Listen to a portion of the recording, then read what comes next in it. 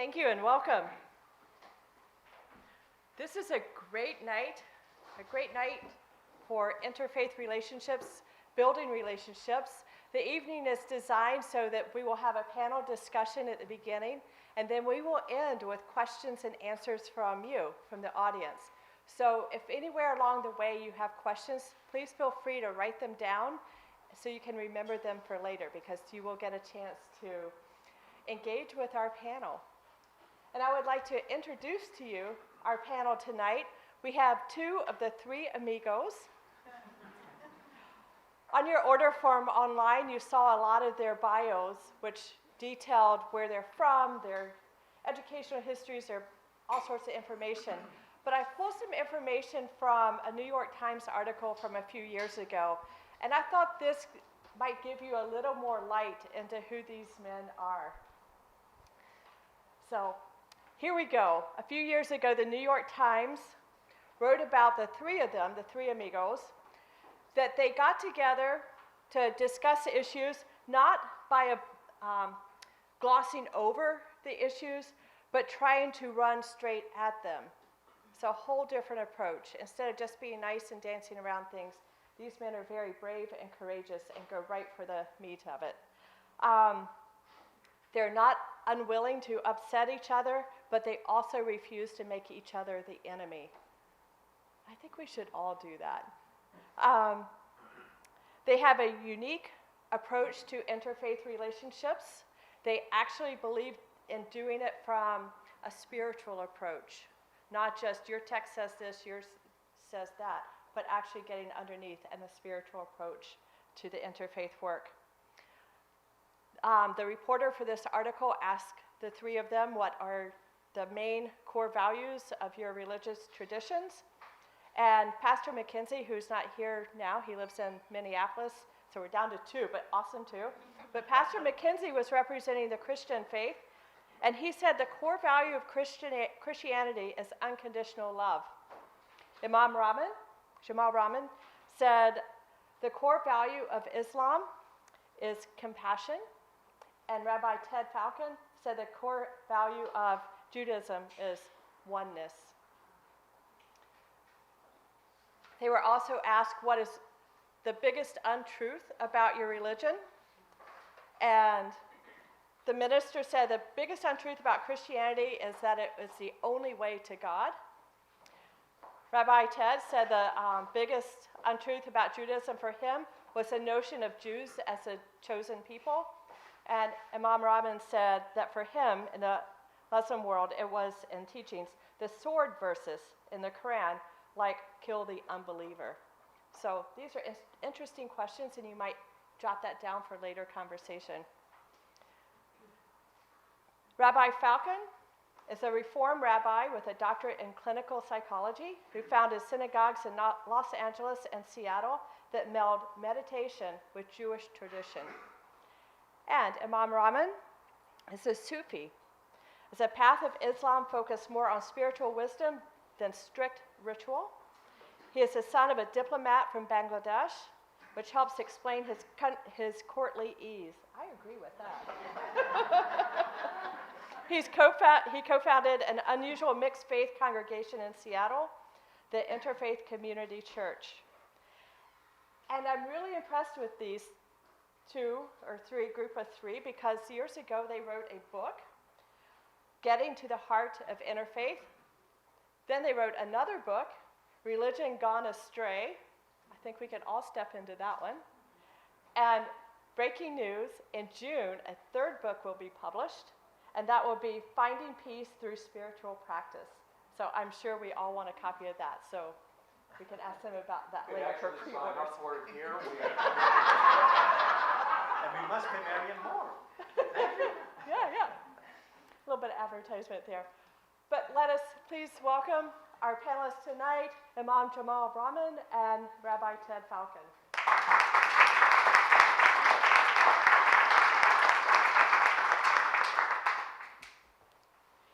So to get going tonight, I have a list of questions. We're going to try to go for about 40 minutes on the panel, and then it will be your turn.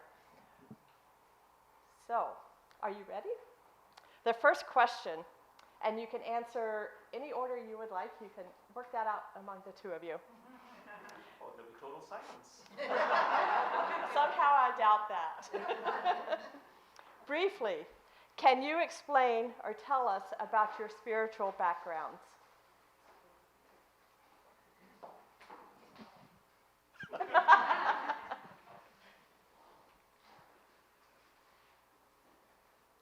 First of all, I'd just like to say how delighted we are to be here and to see all of you here. And just to be aware that, like, we're all walking in the same direction. You know, we all have great concerns about what's going on in our country, what's going on in the world. And we're all doing what we can to figure out what it is we can do, what it is that needs doing. So Jamal and I are really delighted and somewhat humbled to be here, especially in the presence of Marian Stewart, whose bio is astonishing, and I really appreciate your presence here. Thank you. What was the question again? Tell us about your spiritual background.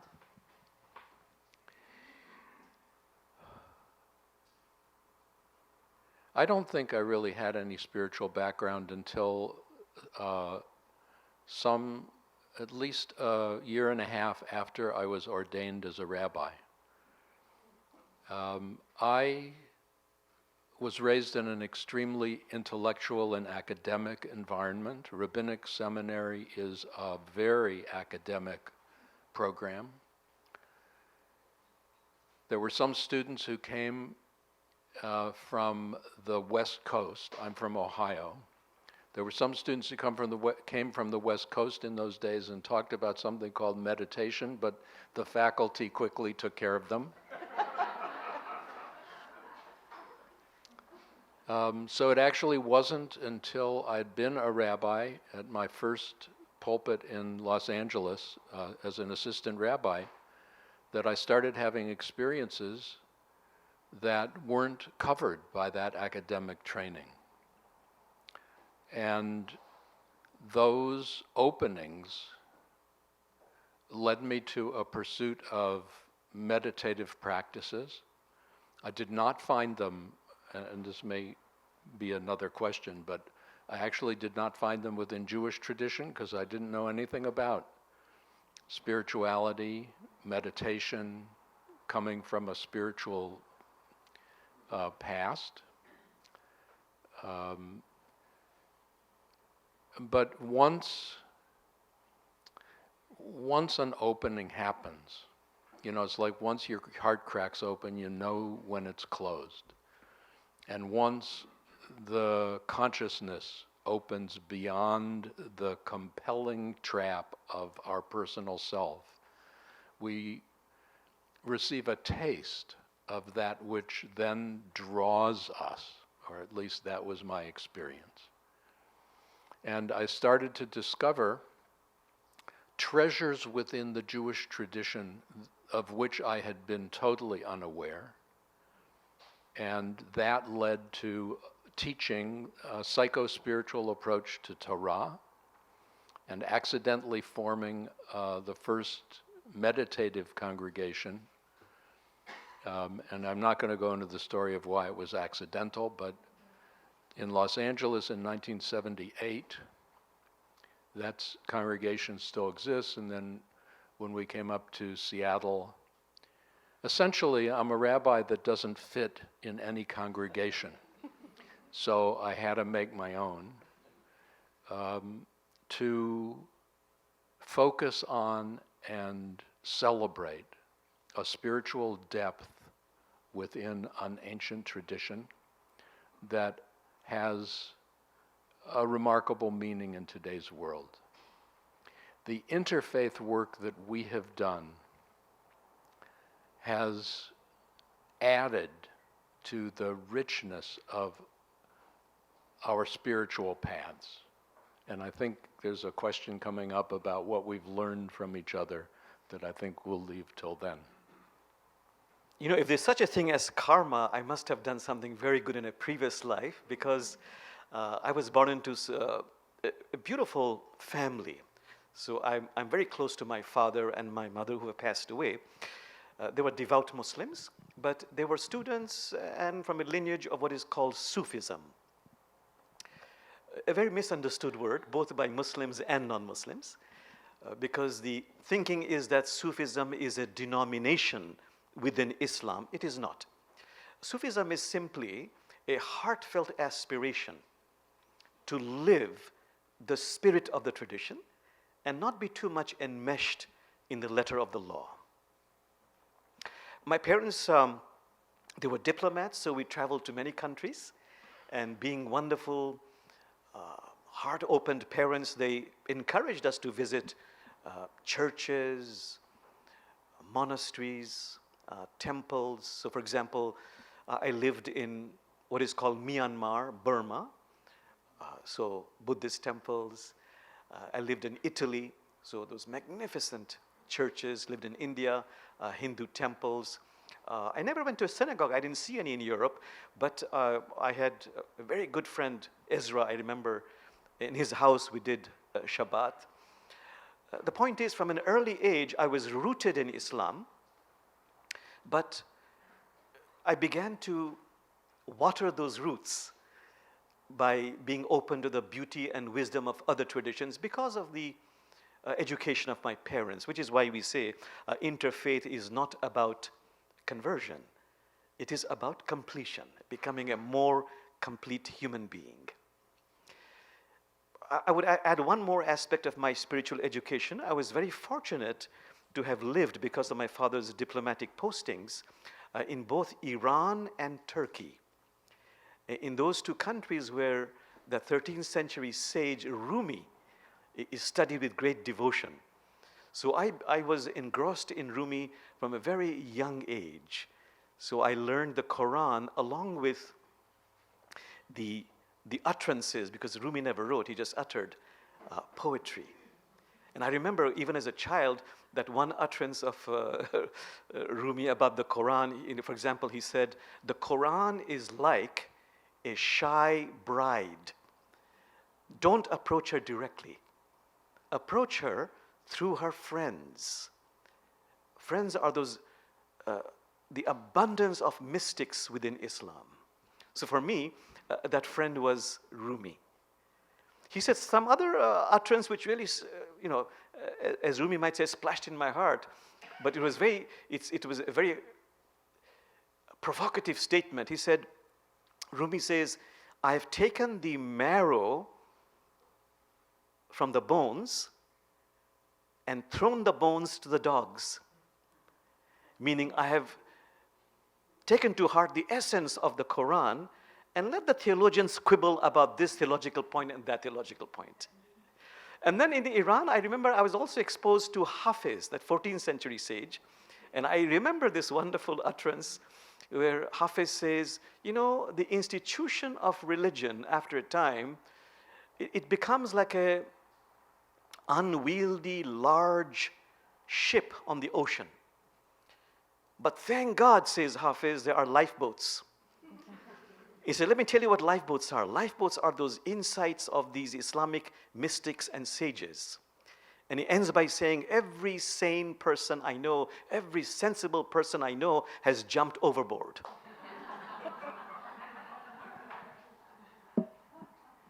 In their bio, we were also promised that they were humorous. Thank you. The next question, you can take from it what you want, but we live in a world that is increasingly polarized. And the topic tonight is beyond polarization. So I ask our two panelists, what might we mean by beyond polarization? You go first because you talk about the opposites. So you know how we look at the world and often say, like pogo, we found the difficulty and it's us. One of the challenges in terms of living our lives and striving for social justice, for environmental care, happens to be the institution that we carry around with us. Each of us has an institution called our personal self, our ego. And one of the things about the ego is essentially defined by words and by the activity of the mind. And the mind knows only through contrast. The mind cannot know soft without knowing hard. The mind cannot know easy without knowing difficult. The mind cannot know up without knowing down.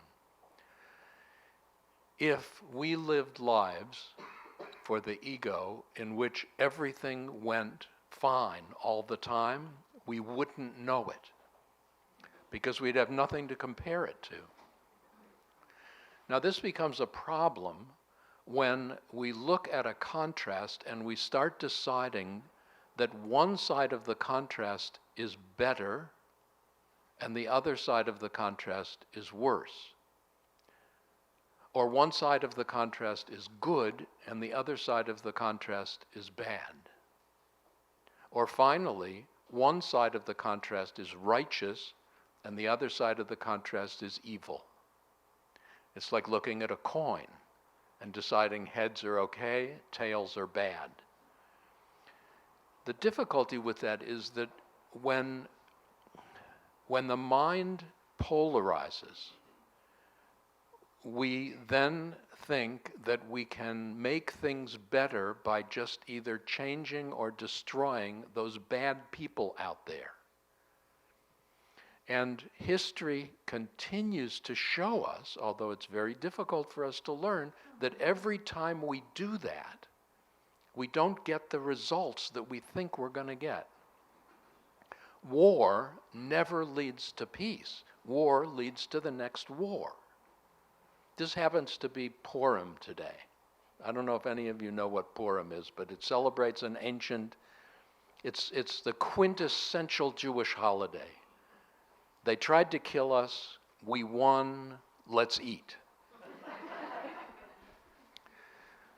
The story is of a Persian empire long ago where a man named Haman wanted to destroy all the Jews because Mordecai would not bow down to him.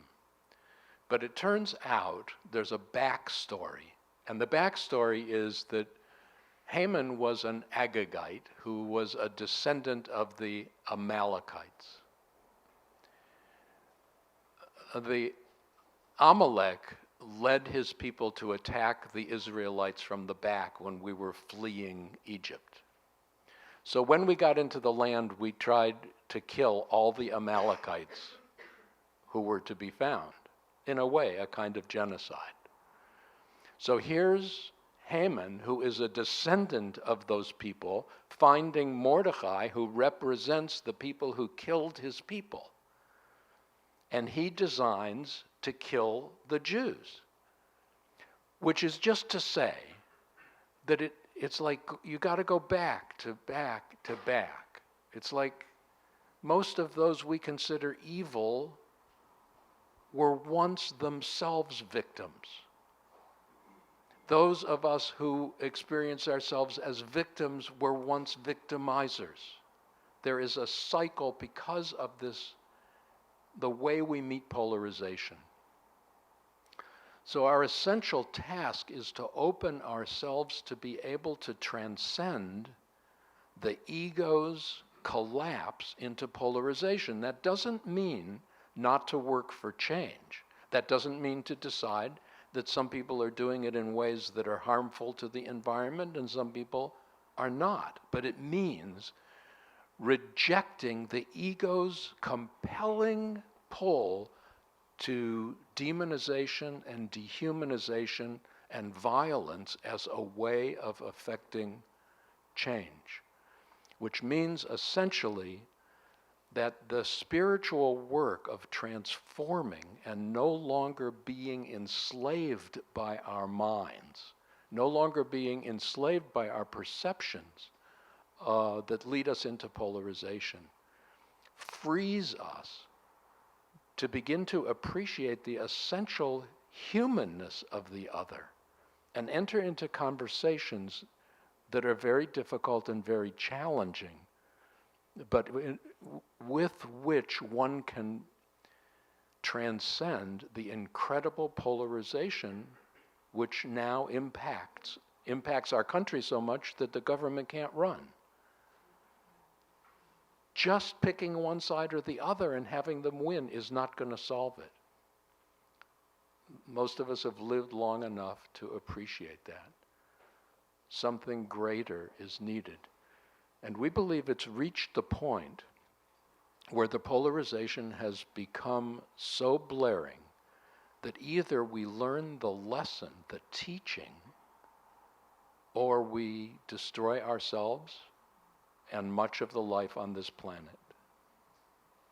So I love that point that Brother Ted makes. You know, in the Quran there's a verse that says, Allah says, of everything we have created opposites, so that you might know only God is one, which inspired Rumi to utter, God turns you from one feeling to another, so you may learn through opposites and fly not with one wing but two wings.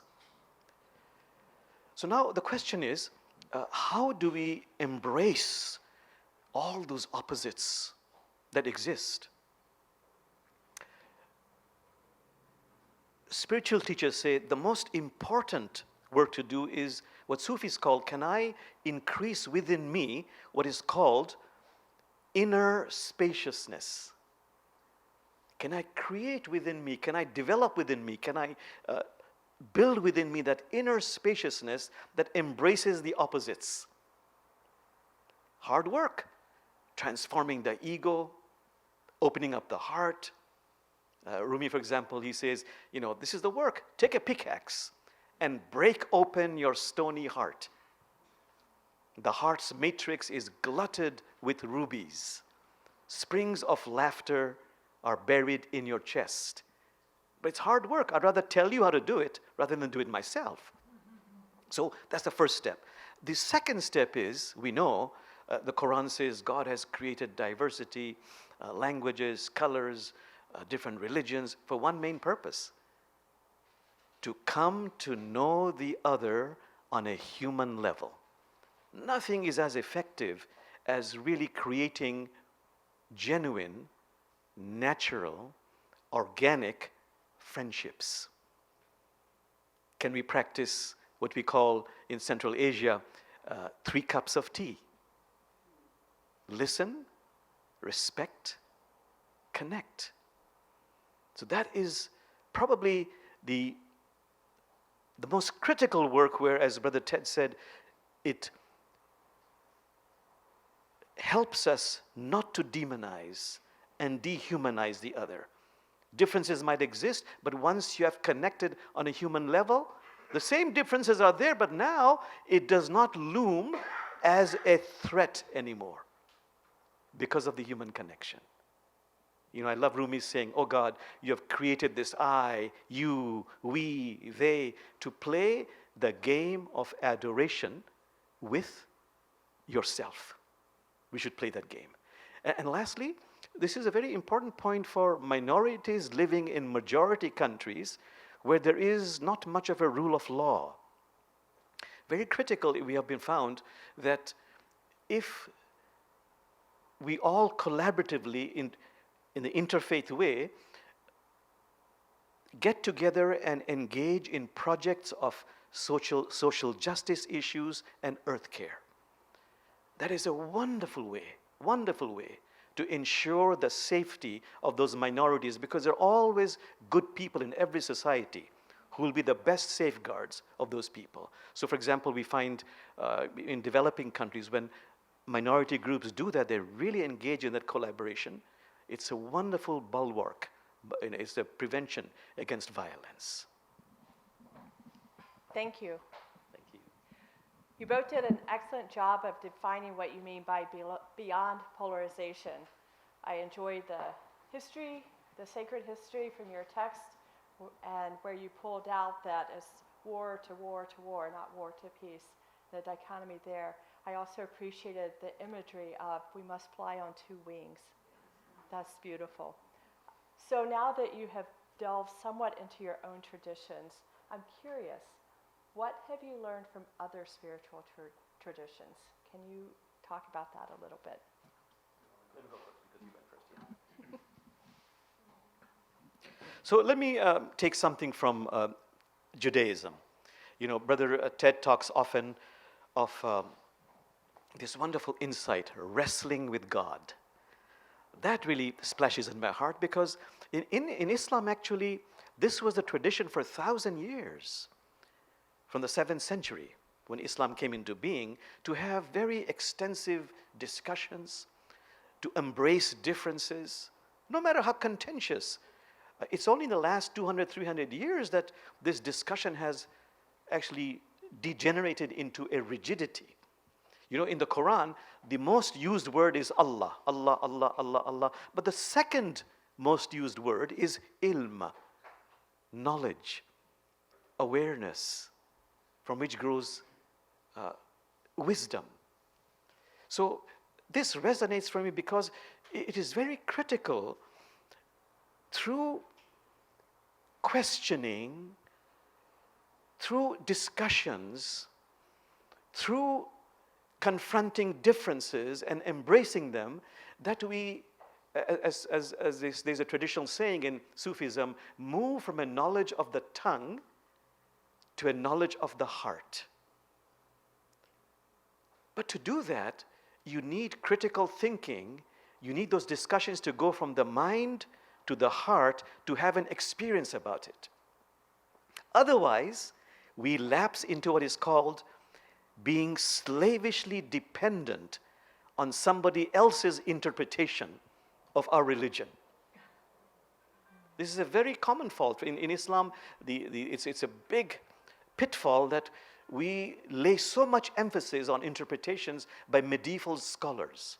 And the more ancient they are, the more we seem to value them and not to question them. So in fact, in the Islamic tradition, there's a joke of the Mullah Nasruddin. I think I said it last time I was here. The Mullah, and everything is allegorical, is gravely ill on his bed, close to death. His wife is wailing and wailing, and now here comes the authority, the allopathic medical doctor, who examines the Mullah at length and then turns to the wife of the Mullah and says, "Oh, honorable wife of the Mullah, only Allah is immortal. Your husband's soul has flown to the bosom of God. He is dead, he is no more." And he was going on poetically. But the Mullah was not dead. And he was saying feebly, "I'm alive, I'm alive, I'm alive." And what does the wife say? "Quiet, don't argue with the doctor."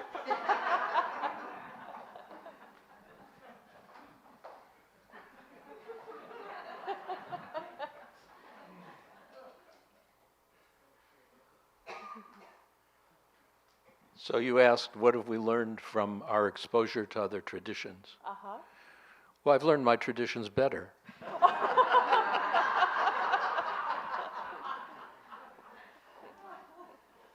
Humility is wonderful. I am the most humble person up here.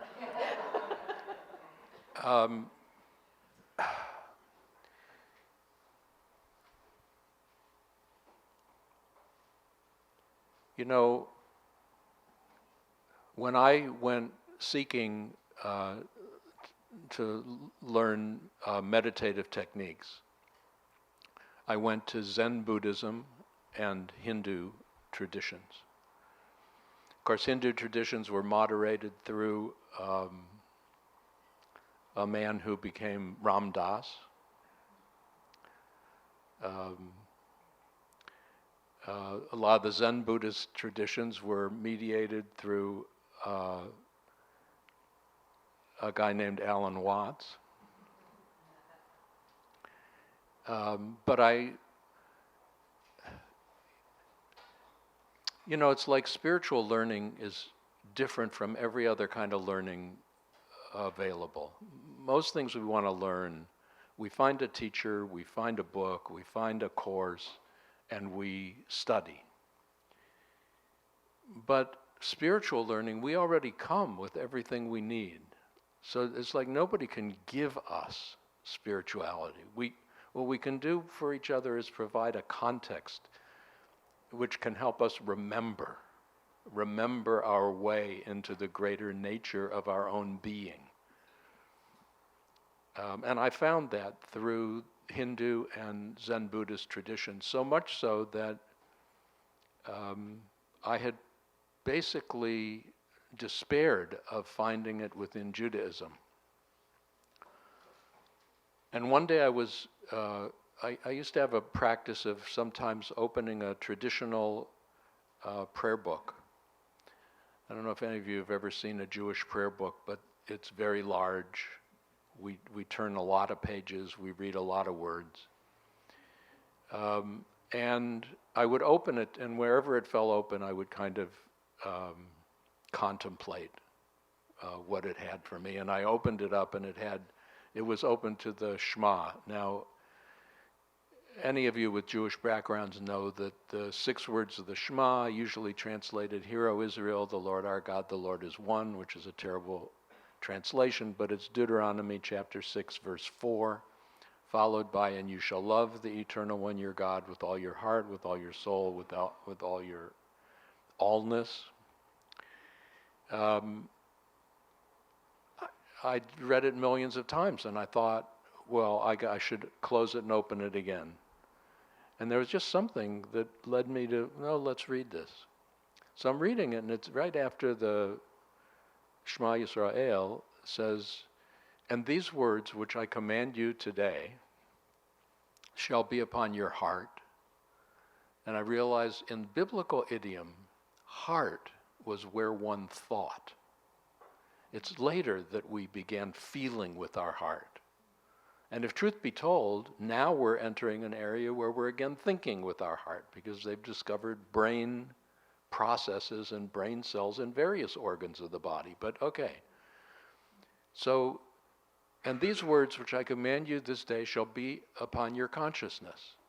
And you shall repeat them when you sit in your house, when you walk on the way, when you lie down, and when you rise up." And I thought, if I had read this in a Hindu manual on mantra, I would know this is talking about a meditative practice. And I looked at it and thought, that is so Jewish. You put something in plain sight where none of us will ever see it. Now, I believe that if it wasn't for the teachings from the Hindu and Zen Buddhist tradition, but what I found kind of began my journey, because I took those instructions and the 6 words of the Shema. My intention was to have them running in my head when I sat in my house, when I was not in my house, when I was going to sleep, and when I awakened. How far could I take them into sleep? How soon could I find them when I awakened? And a year and a half later, the universe provided me with some interesting evidence that it was time for me to start teaching. Learning from other traditions, learning deep stuff from other traditions was just something that's been a part of the process, the way the universe has found to call to me. It is so easy to trivialize another's spiritual tradition, and so critical to appreciate, however you do it, there are many paths up the same mountain.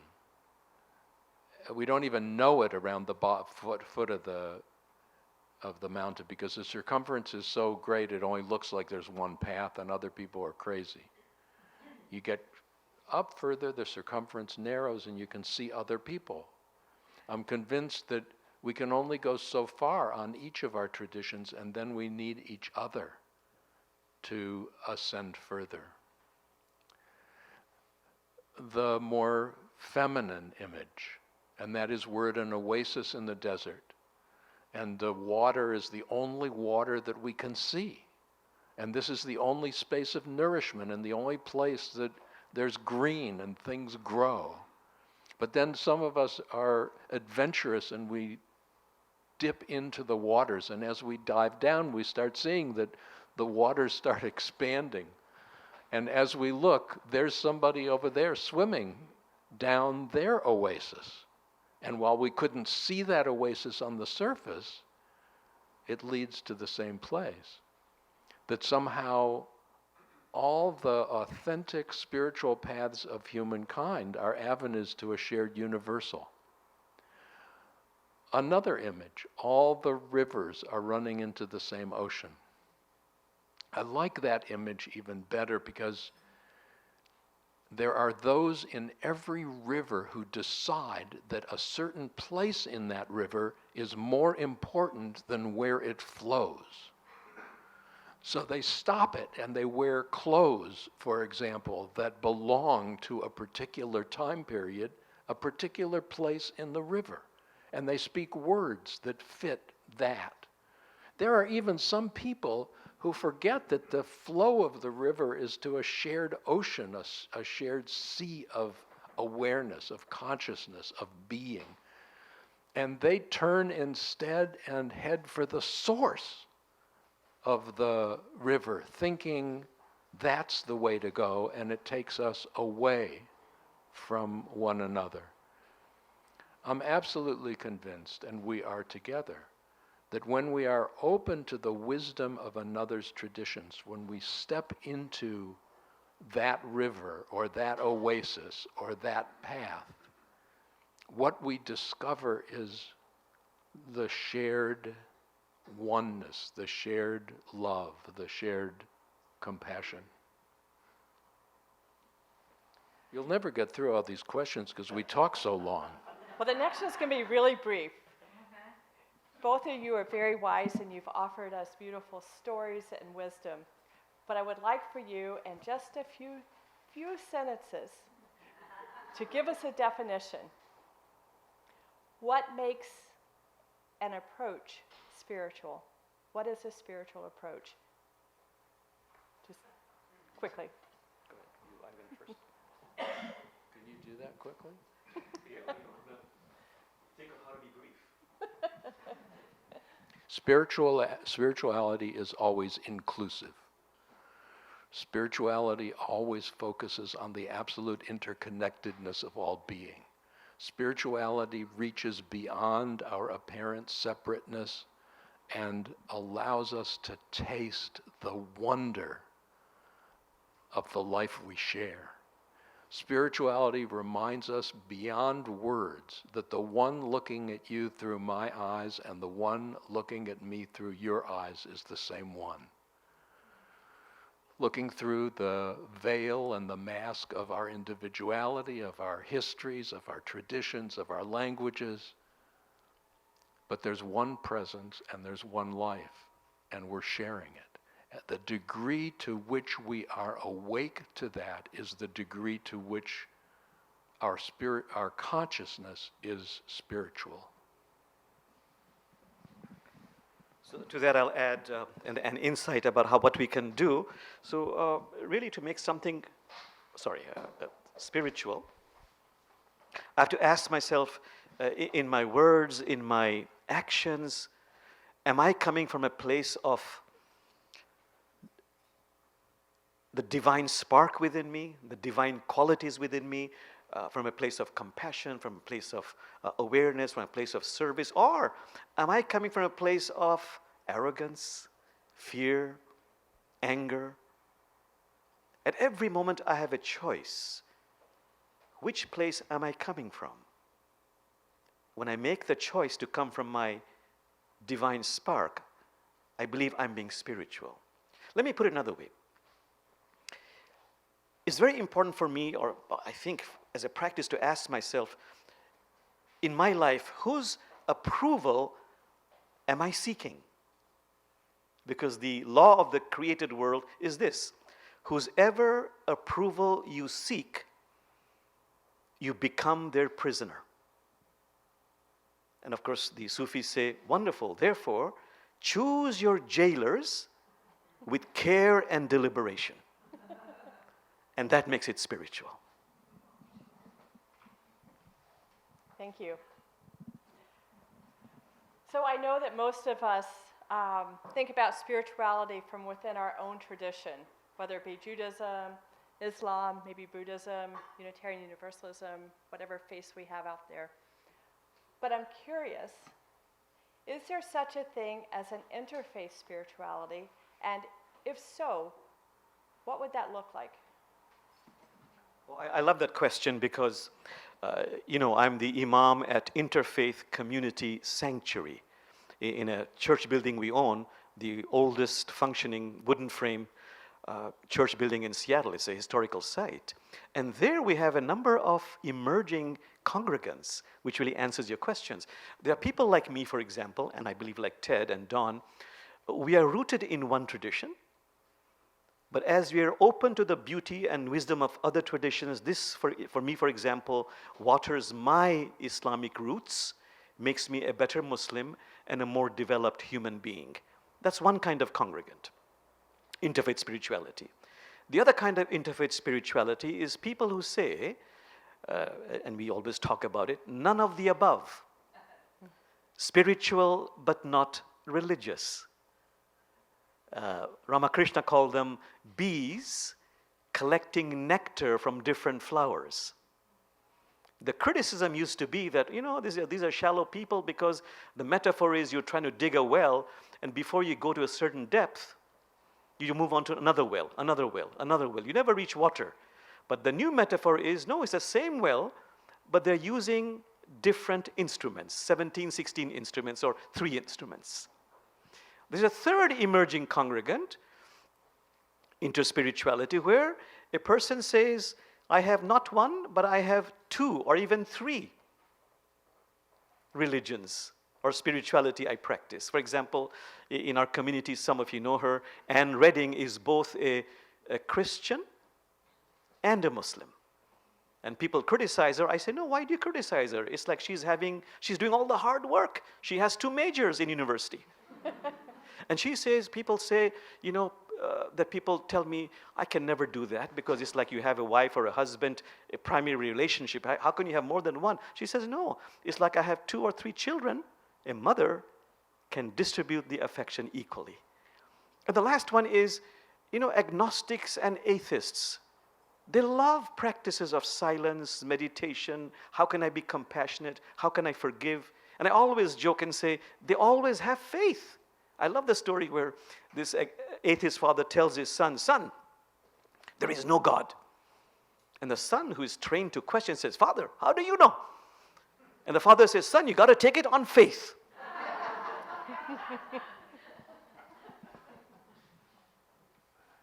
I have very little to add to that. So I'll just say one thing, and that is, I think we're getting to a place where unless spirituality is interfaith, and that doesn't mean that we don't have our own identity and our own communities and stuff, but unless our spirituality is interfaith, it's not true spirituality. Spirituality just can't be owned by any group. It's like whenever any group thinks it has the way, the consequence will always be violence, in whether that violence is emotional or psychological or mental or physical. It'll always unfold violently. My synagogues have had the distinction of having the greatest percentage of non-Jews as members of any synagogues in the country. Sometimes I think, like when we were starting it in Seattle, we put an ad in that said, for the high holidays in the fall, we were looking for, this was a synagogue for people who don't go to synagogue. And I guess that meant not Jews. But that wasn't how it was meant. Religion, well, you're going to ask the question. So I'm going to stop. Okay, I just want to ask a add-on question to this. Okay. I know that when I'm out in the community, and sometimes even within the church, I talk with people, and they're talking about religion or spirituality or faith or denominations or whatever, and they say, oh, I just come because I need community. I'm not spiritual, I'm not religious. And you tapped into that just a little bit with the saying, I'm spiritual, I'm not religious. I'm wondering if we do ourselves a favor, and is it meaningful to actually separate spirituality and religion?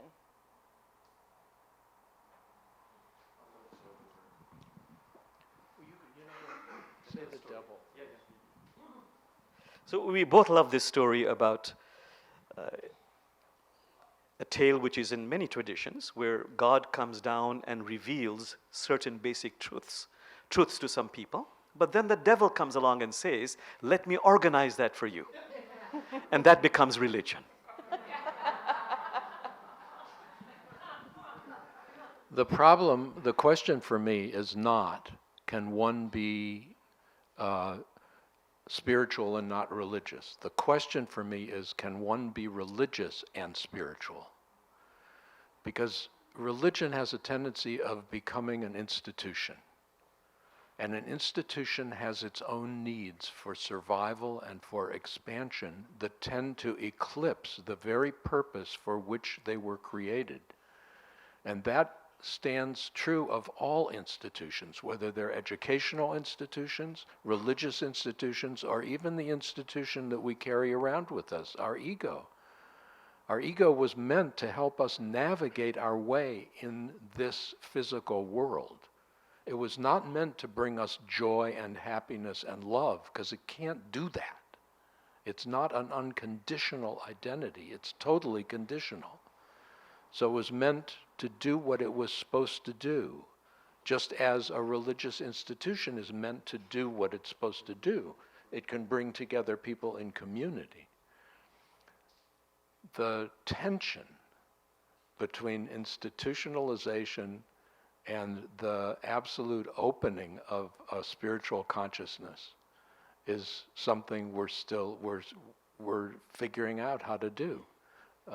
Brother Jamal is working at it in a clear and direct way in his sanctuary.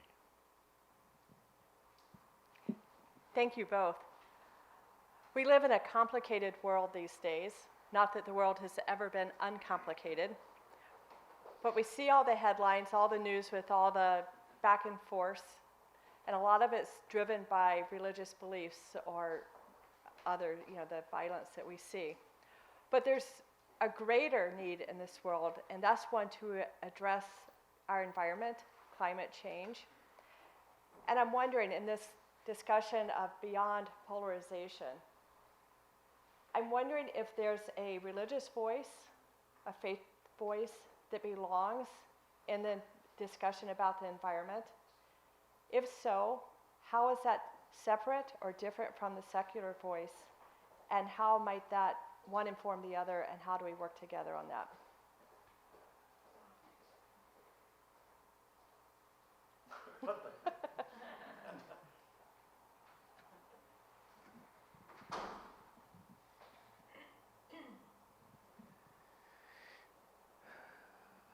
I'm really going to try to be brief.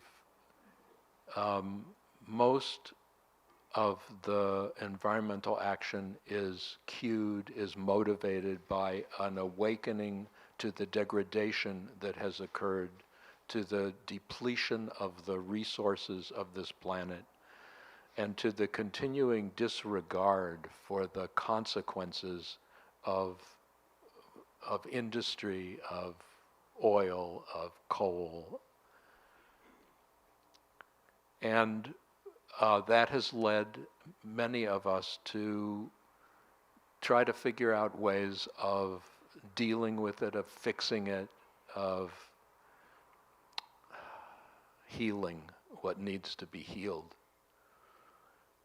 The terrible news, though, is that no individual, no group, no country can do it alone, because we're all sharing a single planet. We're all sharing a single environment. So I guess I believe that the only lasting and effective motivation follows an awakening to the realization that the planet is us. You know, what gets called the golden rule, which emerges in all cultures, is really not a rule. It's a reality. It comes from a spiritual awareness that when I cause pain to someone, I'm causing also pain to myself, and I'm causing pain to others. When I support another, I am at the same time supporting myself and supporting others. We are connected. We're simply not separate. The degree to which we become aware that we are the environment, this is all us.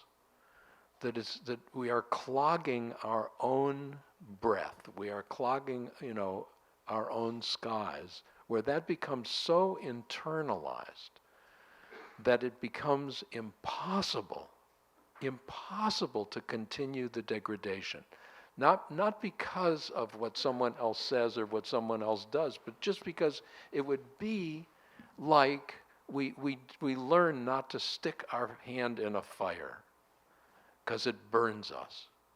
We learn not to keep driving around independently in our cars because it strangles us. And it's no longer because somebody's bad or the manufacturer's bad or the oil industry is bad. It's because we can no longer tolerate it. It's us. It's about our lives. I want to just change the question just a bit for you, if you could answer quickly so we have time for everyone else. I'm wondering, in today's world where we become so divisive and we've split off into so many directions and a lot of our religious communities are declining, when it comes to the environment, secular groups seem to be taking the lead. Has our religious voice become irrelevant?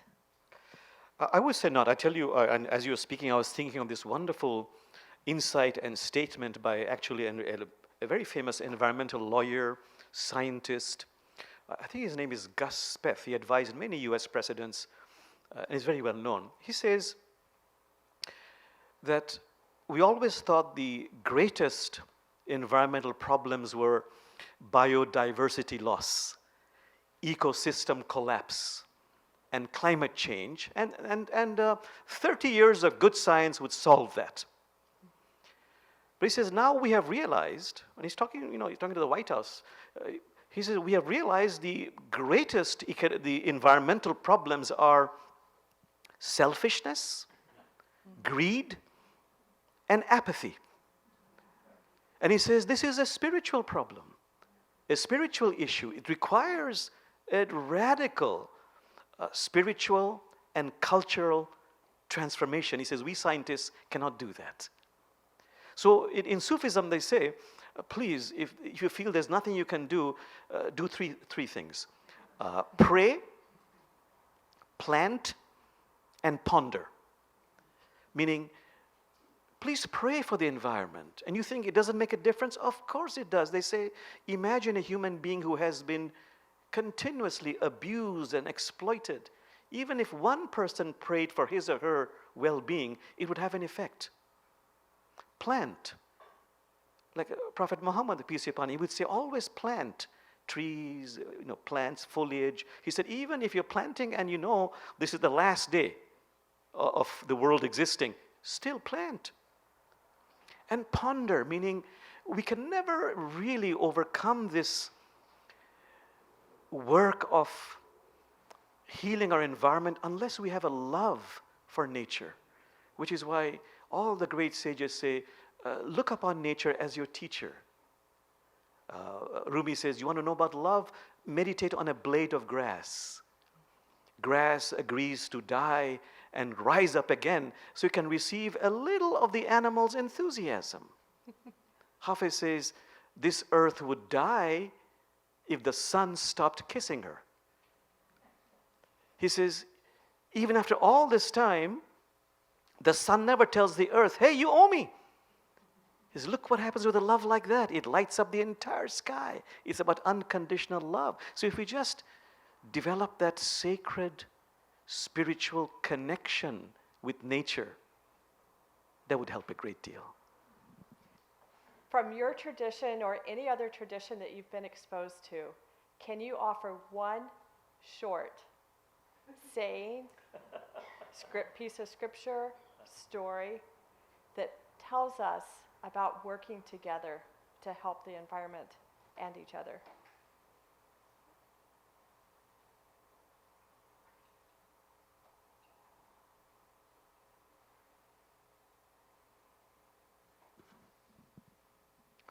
The verse is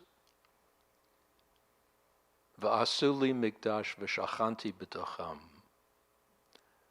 Let them make for me a sanctuary, that I might dwell in their midst. You know, Prophet Muhammad said, the earth is your mother. Please honor your mother. And the story I must tell you, which is in several traditions, is this famous Sufi teacher out in nature, about to begin a sermon. And he's got hundreds of followers listening very intently. And as he's about to speak, the bird in the tree begins to chirp. And everybody becomes very, very quiet. And they listen to the bird chirping.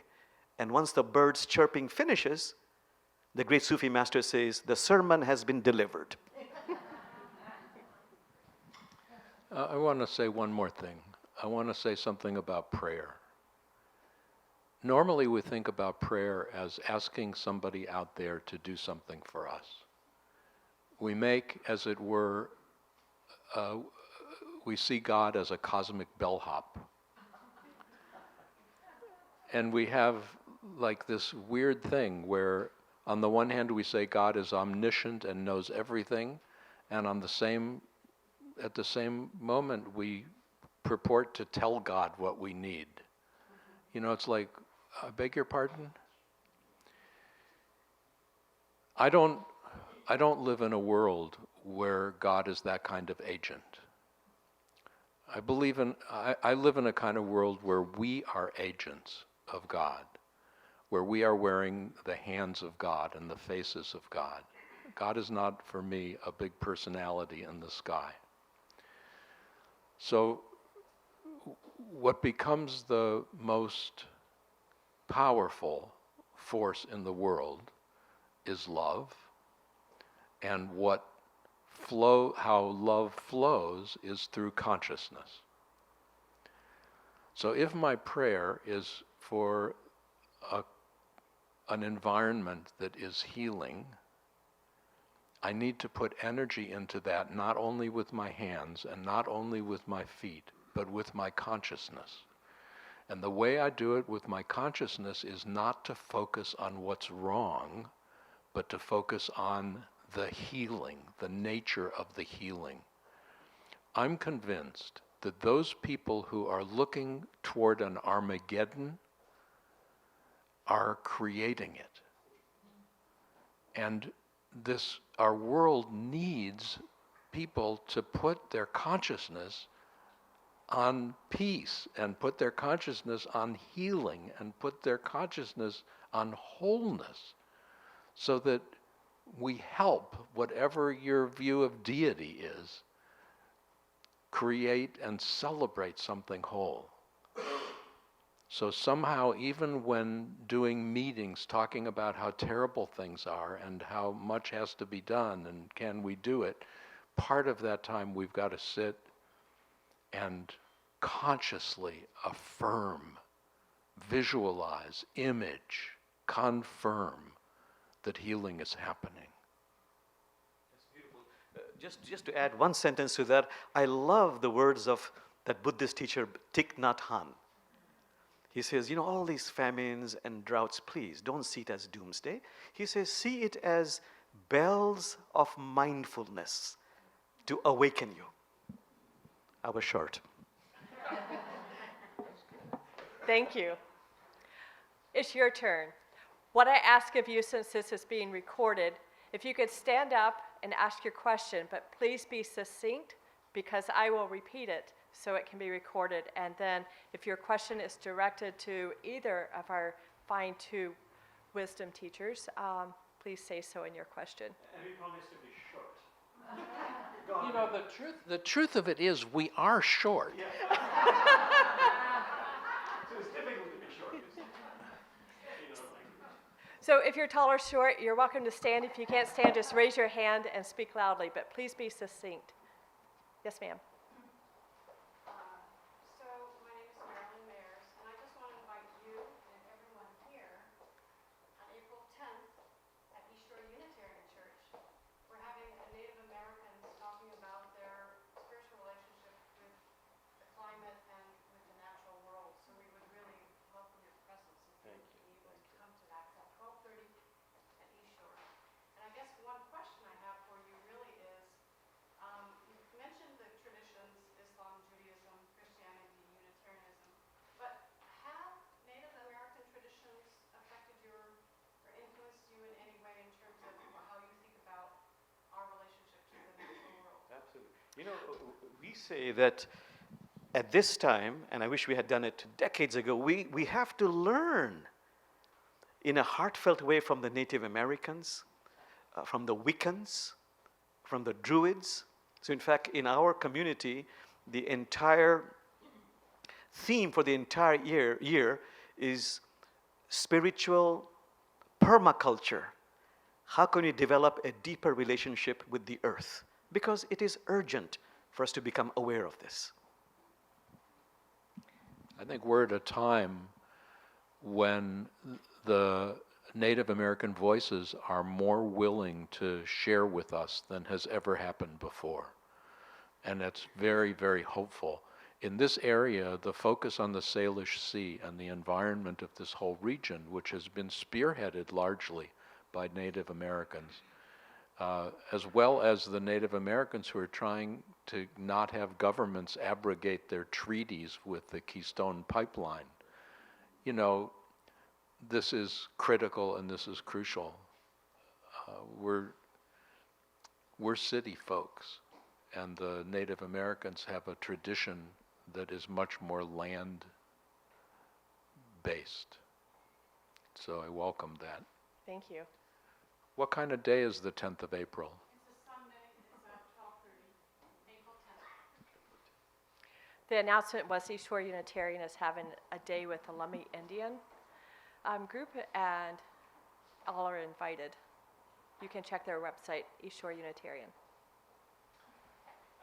My name is Jordan Goldmark. Thank you for being here tonight. And my question is, during a time when so many people, I think, feel threatened or scared by interfaith opportunities, and where people feel that that can be a threat or a loss to their own faith tradition rather than an augmentation, as you so eloquently put, in a very practical, pragmatic sense, how would you recommend that we all can help people to see that this can actually be something that augments one's own faith rather than being a threat or a loss?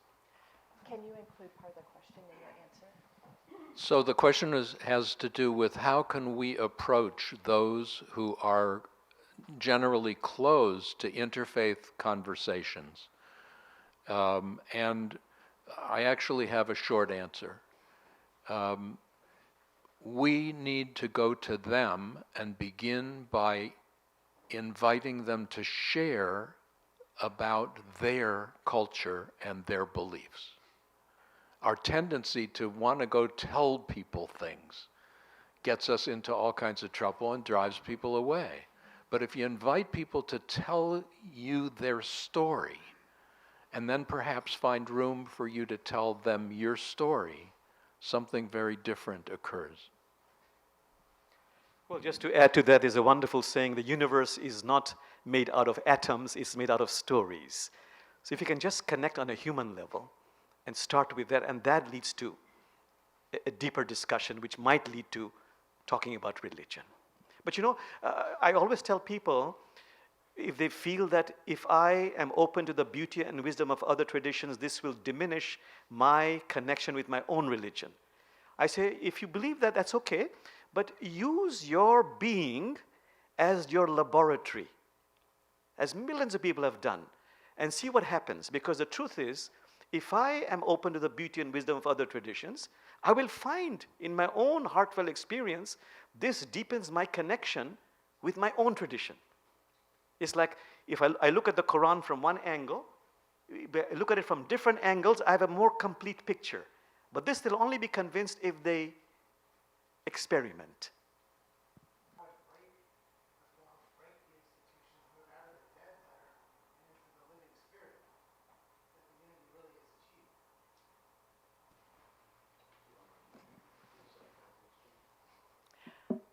From what I understand, your question is about where is unity? Is it once we break free of the forms of religion, is the unity up here, or can we find it down here now? What does that look like? You know, I was just saying, as a consequence of the journey, my personal journey, I feel more rooted in my Jewish tradition than I ever have. But I feel less rooted in the institutions of the Jewish community than I ever have. I think you answered the question in the midst of your asking it. You know, and it's one of the problems with institutions. Institution is meant to provide stepping stones, you know, to support people in something that goes beyond it. Every tradition, well, I'll just use my own. Jewish tradition has the notion that, you know, when either the Messiah comes or when the Messianic age comes, however we look at it, we will no longer need to observe the rituals of Judaism. I mean, you won't need that anymore because we'll be awakened. Our hearts will be open. Our consciousness will be open. But that's anathema to the institution. So in a weird way, the institution works against that space. And I have a suspicion that that's true of many paths. It's like you ask, what is Judaism for? As far as I'm concerned, it's a path to a universal. It's a path to awakening. It's a path to oneness. What does oneness mean, after all? Oneness doesn't mean we're one and you're not. Marian mentioned that I felt that Jewish people were chosen was, it's a little bit different than that. I believe that Jews were chosen for the way of Torah. I think the Christians were chosen for the way of Jesus. I think Muslims were chosen for the way of the Quran. I think every tradition was chosen for the treasures that it brings forth. I believe that each and every one of us was chosen to be who we are and to discover, celebrate, and express the gifts that we have to offer to each other, and not to just get stuck in in just appreciating our own little play. Thank you, Brother Ted. You know, it doesn't matter what the institution is. Every tradition at the heart of it says, although it's a mystery, that we are placed on earth for two major reasons. When you distill all the insights of the scripture, one is, I am here to become a more complete human being, to connect more with my Christ nature, Allah nature, Elohim nature, Buddha nature, Krishna nature. That's the first half of my work here, mission here. And the other mission is, can I be of service to God's creation? Like Rumi says, can you be a lamp, a lifeboat, or a ladder? But the one we miss out on is realizing that doesn't matter what the institution says, doesn't say how we engage in it. Am I doing the work of transforming my ego and opening up my heart? So for example, Rumi says, you know, Jamal, you know the value of every article of merchandise, but if you do not know the value of your own soul, it's all foolishness. He goes on to say, it's like this. A benevolent king has sent you to a faraway country with a mission to do. You go there, you do many, many beautiful things, but you don't do that one particular mission. Upon your return, when you go back home, can you say you have attained? So that work of evolving into the fullness of our being is critical. Doesn't matter what the religion or what the institution. I want to thank each of you, and I want to take a moderator's privilege right now. And as an institutionalist, as a minister of a particular congregation, I really appreciate the idea of providing stepping stones and also working together to support each other along our individual spiritual paths. And I think that an institution, a church, temple, whatever it is, does its work well when the congregants, the congregation, can ask each other, how goes it with your soul? And we do that best together, not alone. But thank you. Next question. Your hand went up first. Yes, and right behind you too, it's next. You stand up first, and then the lady behind you, and then there was a hand to your other side. 1, 2, 3. Yeah, I just have a comment for Imam Jamal. So you said twice, you said once that Sufism that was the water for your Islam fruits. And then you said, I couldn't hear you, sorry, what was that? first you said Sufism is the water for your Islam, that waters your Islamic fruits. And then you said tradition that waters also your Islamic fruits. That was the you talked about tradition.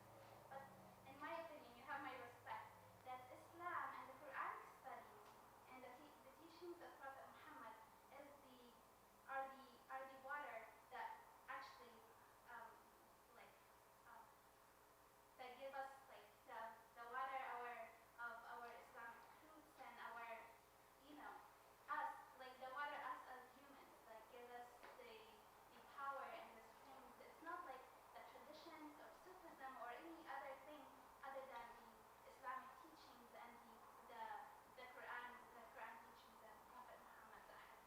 This is why I think so. You have my respect, of course, but this is what. Thank you. What waters your roots? Yeah, actually, what I was really saying, sister, is that if we do a lot of things but we don't do the spiritual work, then we're not really fulfilling our work as a Muslim.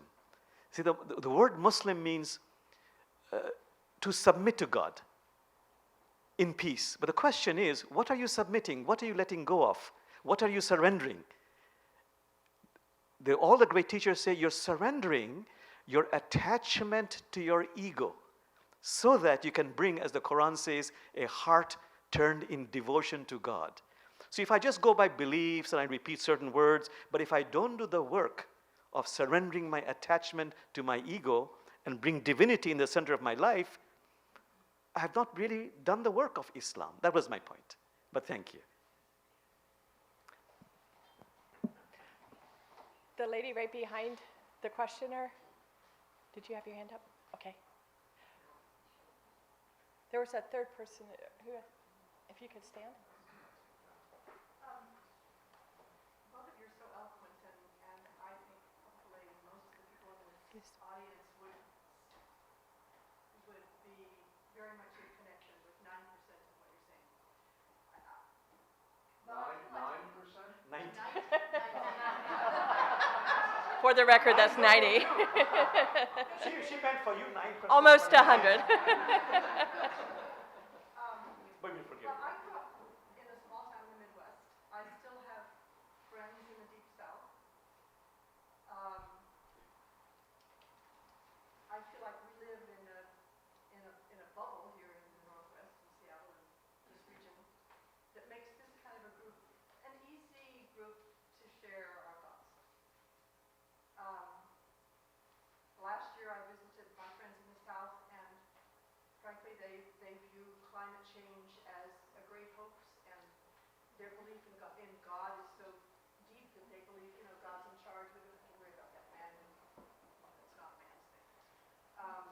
They're deeply afraid of Islam, and some of the things that are being said on the political front now, I'm sure, don't horrify them as they horrify me. Have you ever tried to take this message into those kinds of communities? It's like when the Interfaith Amigos went to Abilene, Texas. And survived. We went to Lubbock, Texas. It was the first interfaith event ever.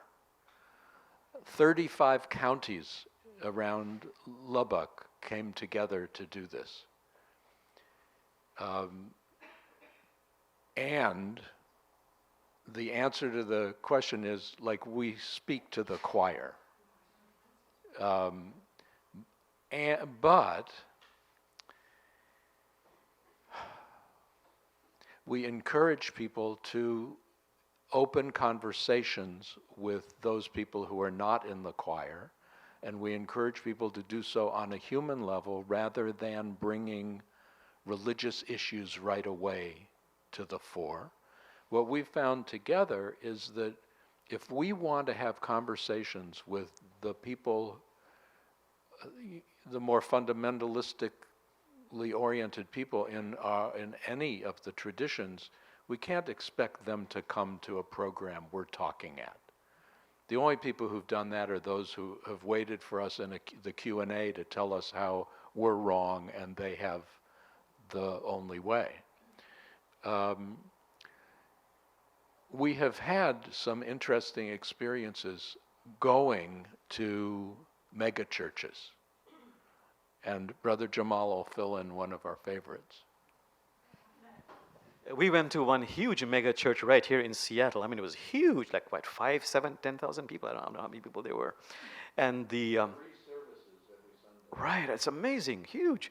And this pastor, you know, he began the talk, and it was so inspiring. You know, if an unwed teenage little girl gets pregnant, don't blame her, don't criticize her, be like Jesus, help her. If somebody gets AIDS, don't criticize this man's lifestyle, be like Jesus, help this man. It was so good that Brother Ted, he nudged me and said, Jamal, this is so good, this is disappointing. And almost just on cue, his next sentence was, but if you want to be filled with hate and anger and bitterness, be a Muslim, be a Muslim, be a Muslim. And of course, we were all aghast, but actually, I was very excited. Because He's happy. I really was happy because I realized this gives us a real opportunity to converse. So when we got together, I said, brother, Reverend, in Islam, Jesus, peace be upon him, is of course a prophet, but a very revered prophet. And I, as a Muslim, I know that Jesus, peace be upon him, would never say that, what you said. And he totally ignored me. I said it a second time. A third time, I believe I said. He said, Jamal, he answered, he said, Jamal, why are you so worried? Next time I'll pick on somebody else. We said, no, that's not the point, but the message that is being conveyed. And what happened was beautiful. We started in a very small, brief way, a dialogue. And he invited us to the dialogue, and he told us some very personal things that, which amounts to he himself personally doesn't quite believe what his congregation believes, which was quite funny actually. But the best part was, even with that kind of differences in scriptural understanding, we were able to work together for Habitat for Humanity. And this is the beautiful part. If somehow we can connect on a human level, I have been so delightfully surprised to find that in that community, which I am averse to sometimes in my own stereotyping, there's so much sweetness of community. There's such dedication to social justice issues. So they sent some of their people to participate in Habitat for Humanity, and it didn't matter that the house they were building, it was for a Muslim family. No problem. So that's very true. We have to approach them, and we have to connect with them on a human level. I did want to tell you something very interesting, anecdotal. Yes, many people are very scared of Islam, and it's very important for Muslims to reach out and connect. But anecdotally, the more that Islam is being criticized, statistically in this country, the more Christians are converting to Islam. And it's been a very remarkable phenomena. So I've asked some people, they say they get so curious about this astonishing, prolonged criticism of Islam being like this, like that, and they start looking in the internet to finding out how is it possible? Is that violent? Is that bad? And then they start self-study of Islam. And very often they go so deep, they want to convert to Islam. So I tell my evangelical friends, I have a few, I said, don't criticize Islam because, if you criticize, more people will convert. Don't do that. Praise Islam.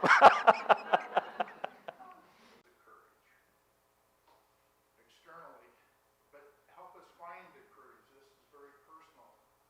And I think we're dealing with issues here that are literally life and death.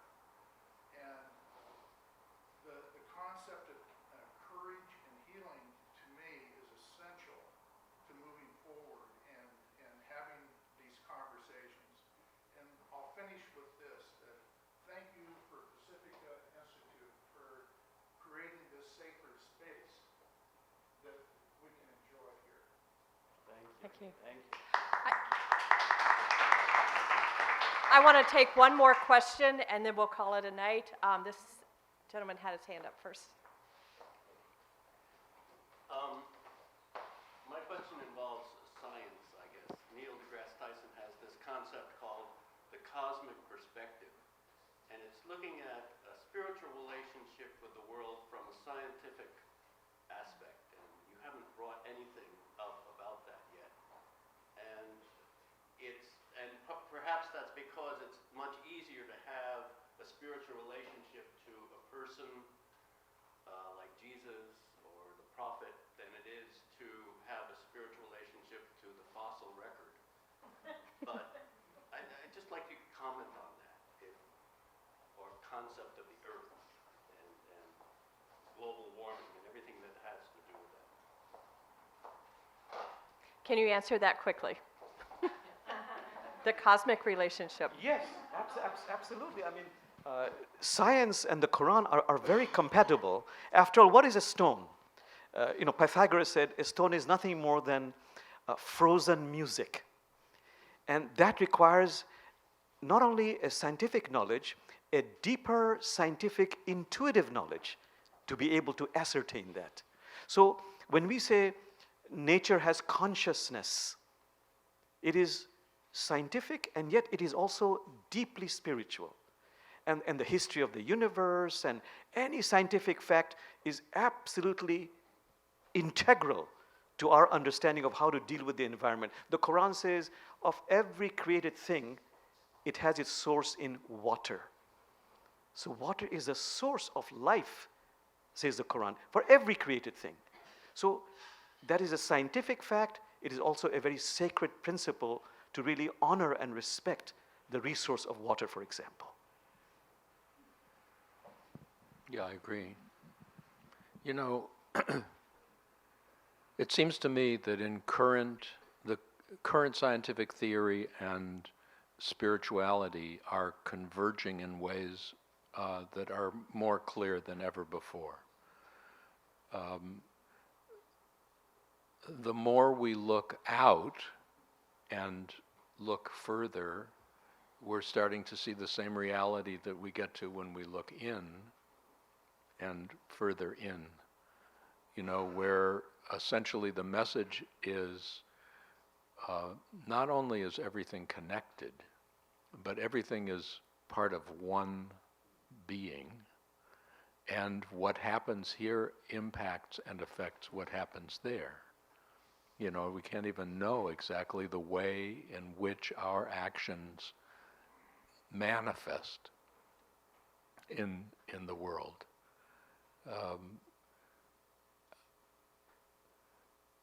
Science, though, rests on hypotheses.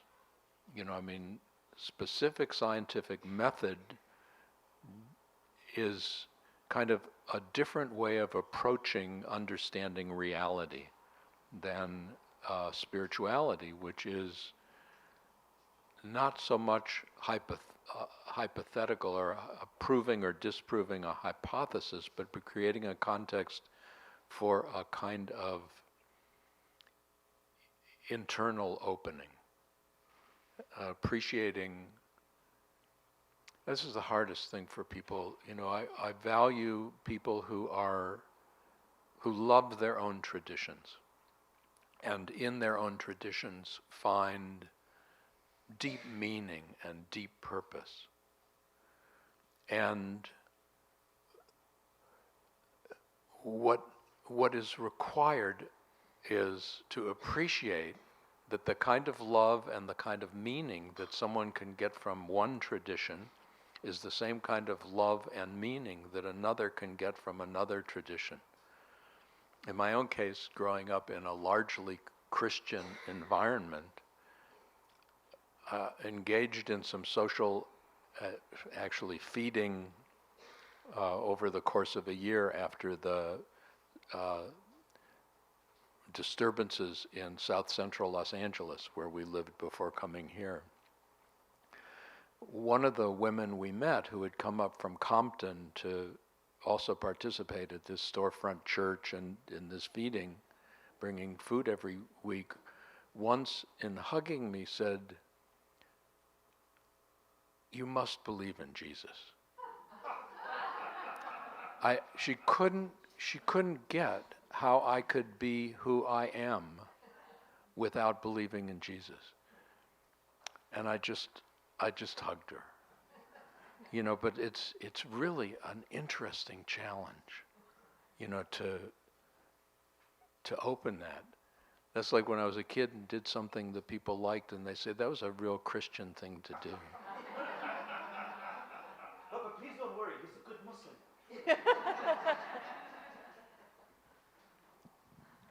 I want to thank you all for coming.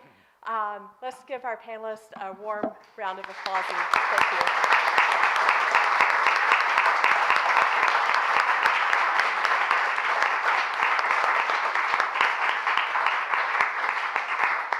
I want to thank Tazan for hosting this part of Pacifica. You can go to their website and see more events coming up. I think if we came regularly, we would learn a lot. And I believe they've also provided more food for us. So as you grab more goodies, more food, more snacks, feel free to come up and ask questions not only of our panelists, but also of each other.